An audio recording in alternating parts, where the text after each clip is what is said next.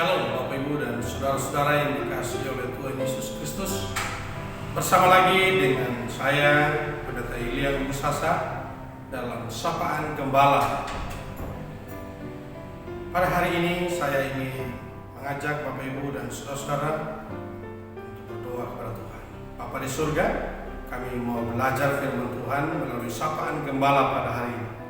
Tuhan memberkati hamba-Mu dan juga setiap anak-anak Tuhan yang menikmati berkat Tuhan melalui Sapaan Gembala ini. Dalam nama Yesus kami berdoa. Amin. Saudara-saudaraku yang dikasihi oleh Tuhan Yesus Kristus, di Gereja Baptis Indonesia kita beberapa bulan yang lalu kita telah melewati sekolah Injil liburan, dan di dalam sekolah Injil liburan mengangkat satu tema diciptakan dalam Kristus dari Efesus pasal 2 ayatnya yang ke-10. Saya ingin membagikan berkat firman Tuhan ini kepada kita sekalian dimanapun kita berada. Firman Tuhan berkata demikian: karena kita ini buatan Allah, diciptakan dalam Kristus Yesus untuk melakukan pekerjaan baik yang dipersiapkan Allah sebelumnya. Ia mau supaya kita hidup di dalamnya. Saudara-saudaraku yang dikasihi oleh Tuhan Yesus Kristus, tema ini sangat menarik. Diciptakan dalam Kristus. Apa tujuan saya dan saudara, atau apa tujuan kita diciptakan di dalam Kristus? Berdasarkan nats firman Tuhan di dalam Efesus pasal 2 ayat yang ke-10 kepada jemaat di Efesus, Rasul Paulus menekankan bahwa diciptakan dalam Kristus Yesus dengan tujuan untuk melakukan pekerjaan baik. Saya menyoroti kata pekerjaan baik. Saudara-saudaraku yang dikasihi oleh Yesus Kristus, di ayat yang ke-8 sampai ayat yang ke-9 kita mendapat informasi dari rangkaian nats bahwa kita diselamatkan oleh iman. Itu bukan hasil usaha, itu bukan hasil pekerjaan, tapi pemberian Allah. Karena itu, ketika kita memperoleh keselamatan bukan usaha dan bukan pekerjaan kita, dan itu diberikan secara cuma-cuma oleh Allah, maka ayat 10 menjadi klimaks. Kita ini buatan Allah, dicipta dalam Kristus Yesus untuk melakukan pekerjaan baik. Dan ini yang saya sebut sebagai tujuan diciptakan dalam Kristus Yesus ialah untuk melakukan pekerjaan baik. Saudara-saudara yang dikasihi oleh Yesus Kristus, di dalam khotbah Yesus di bukit dalam Injil Matius pasal yang ke-5 ayat yang ke-13 sampai dengan ayat yang ke-16, ketika Yesus memberikan analogi dalam pengajaran itu, kamu adalah garam dunia, kamu adalah terang dunia. Lalu kemudian di ayat yang ke-16, ketika kita menjadi garam, ketika kita menjadi terang dunia, orang melihat perbuatan yang baik memuliakan Bapa di surga. Saya coba memberikan kepada saudara pembanding. Ketika Yesus menekankan kepada saya dan saudara sebagai orang percaya harus menjadi garam, harus menjadi terang, supaya orang melihat perbuatanmu yang baik. Kata baik muncul di situ, tapi dalam penggunaan teks Yunani-nya menggunakan kata kalos.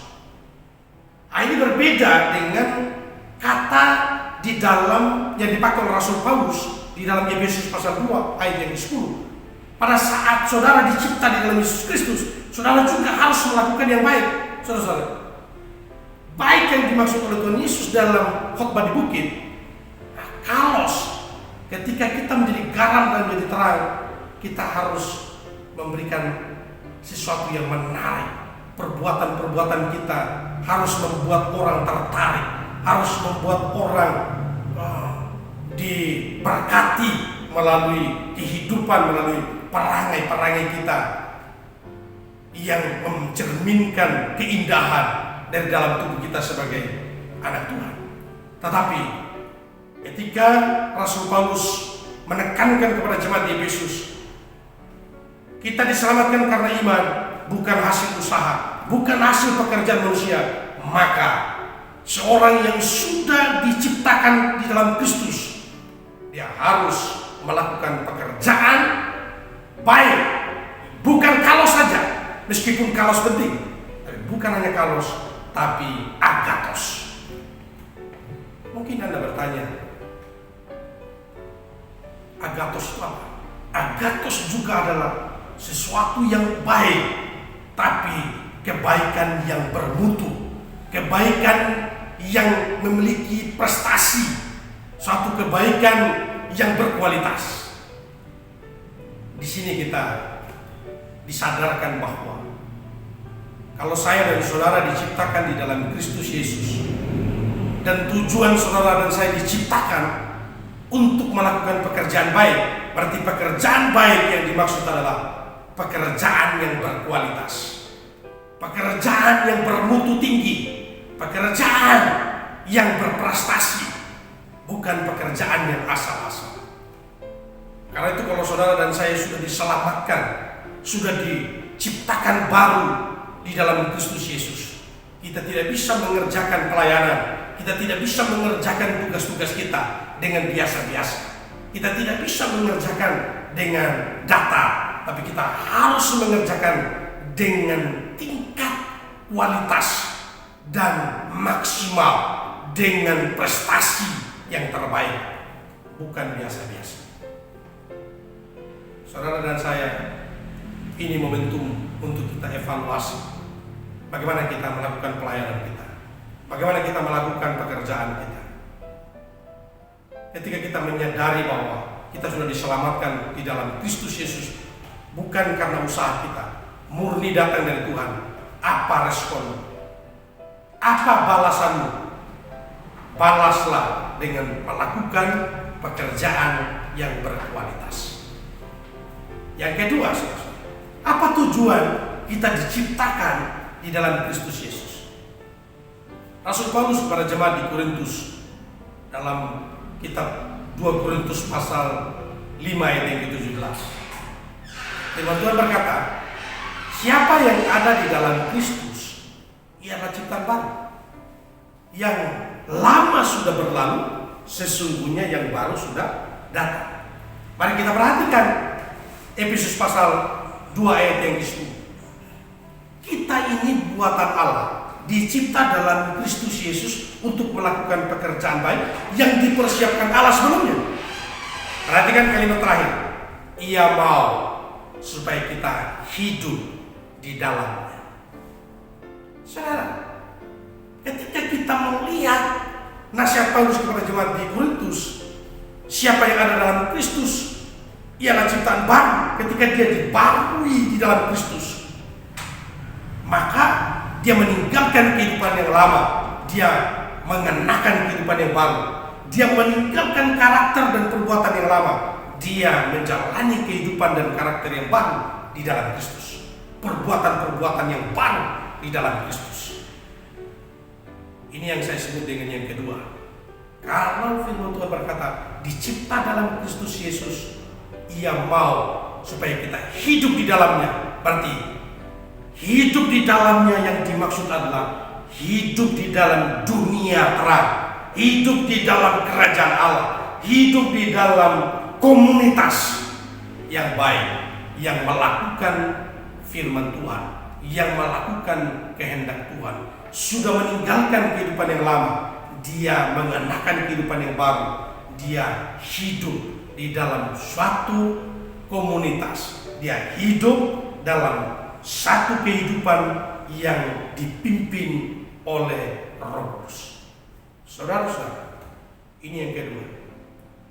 Diciptakan di dalam Kristus dengan tujuan supaya hidup saya dan saudara hidup yang melakukan hal-hal yang baik, hidup melakukan hal-hal yang memuliakan Bapa di surga, bukan melakukan hal-hal seperti kehidupan kita yang lama. Karena itu Rasul Paulus berkata, ketika dia sudah percaya kepada Tuhan, dalam kitab Filipi dia berkata, yang dulu kuanggap sampah, dan pengenalannya akan Kristus menyebabkan dia menjalani suatu kehidupan yang baru di dalam Kristus. Meskipun ada tantangan, tapi garansi penyertaan Tuhan selalu bagi Rasul Paulus. Tanggalkan kehidupan yang lama, kenakan kehidupan yang baru. Itulah ciri orang yang diciptakan baru oleh Kristus. Kiranya Tuhan memberkati saya dan saudara. Tuhan memberkati. Shalom. Bapa di surga, kami bersyukur untuk firman. 2 poin penting. Diciptakan dalam Kristus tujuannya supaya kami melakukan pelayanan terbaik, pekerjaan yang bermutu dan berkualitas. Tetapi juga yang kedua, kami diciptakan supaya kami menjalani kehidupan terang, kehidupan yang sudah diperbarui oleh Tuhan, bukan lagi diikat atau terpenjara dengan kehidupan yang lama. Terima kasih Tuhan, kami bersyukur untuk firman.